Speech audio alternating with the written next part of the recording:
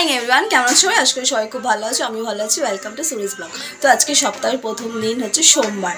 তো আজ যেহেতু এখনও চৈত্র মাস রয়েছে, চৈত্র মাসে কি একটা ঘর ঝাড়াঝাড়ির ব্যাপার থাকে। তো আজকে সকালবেলা থেকে প্রচুর কাজবাজ হয়েছে। ঘরটা ঝেড়েছি, বেডশিট চেঞ্জ করেছি, কিচেন পুরো সমস্ত মশলা ডিবে টিবে সমস্ত কিছু ক্লিন করে ঝাড়াঝুড়ি করে চান করতেও দেরি হয়ে গেছে। স্নান করেছি, চটপট করে পুজো দিন। এখন ঘড়িতে পুরো 10টা 5 বেজে গেছে। তখন রেডি হয়ে নিচ্ছে বাবিনকে যাবো স্কুল থেকে আনতে।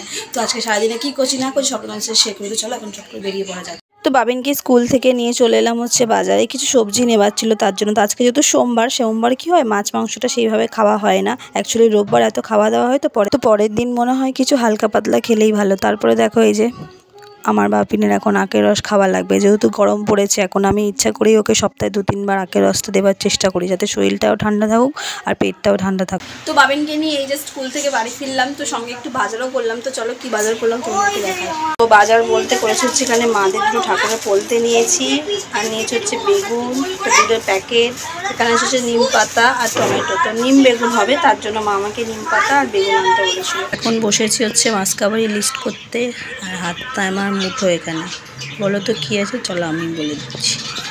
এই দেখো কিছু কাজু বাদাম নিয়েছি, আজকে খুব কাজু বাদাম খেতে ইচ্ছা করছে, তাই কিছু কাজু বাদাম নিয়েছি, কাজ করব। আর এই যে একটা করে কাজু বাদাম খাবো, কি মজা। কাজু বাদাম খেতে আমার ভালোই লাগে। তোমরা কারা কারা কাজু বাদাম খেতে ভালোবাসো কমেন্টে জানিয়ে তো।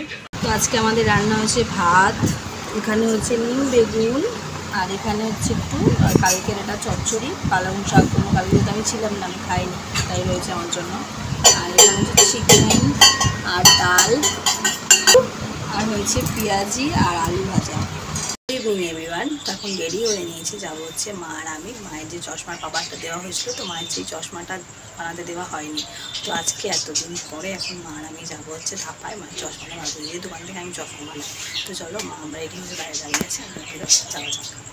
তো চলে এলাম মা আর আমি চশমার দোকানে। তো মাকে বললাম তুমি এর মধ্যে ফ্রেম চুজ করো। তো মা বেশ অনেকক্ষণ ধরে ভালো করে সমস্ত কিছু দেখছিলো। অ্যাকচুয়ালি এখানে যে ওয়ালে যে ফ্রেমিংগুলো ছিল সেগুলো এখনকার মডেলের, মা ঠিক ওগুলো একটু ভালো লাগতো, তো ওগুলো ঠিক মায়ের পছন্দ হচ্ছিল না। তারপরে বেশ অনেকগুলো দেখার পর এবার আমার যে ধরনের চশমা আছে আই কাটিংয়ের, তো সেটাই আমি দাদাকে বললাম যে ওই কাটিংটাই বের করতে। তো এখানে বের করলো 3টে মডেল।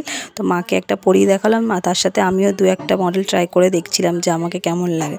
যদিও বা আমার চশমাটা এখন নতুনই আছে সেইভাবে। তো তারপরে বেশ অনেকগুলো দেখার পর এই যে এইটা মায়ের জন্য সিলেক্ট করলাম। মাকে বললাম দেখো এটা পরে। তো মা পরলো, বেশ ভালোই লাগছে আর মায়েরও খুব পছন্দ।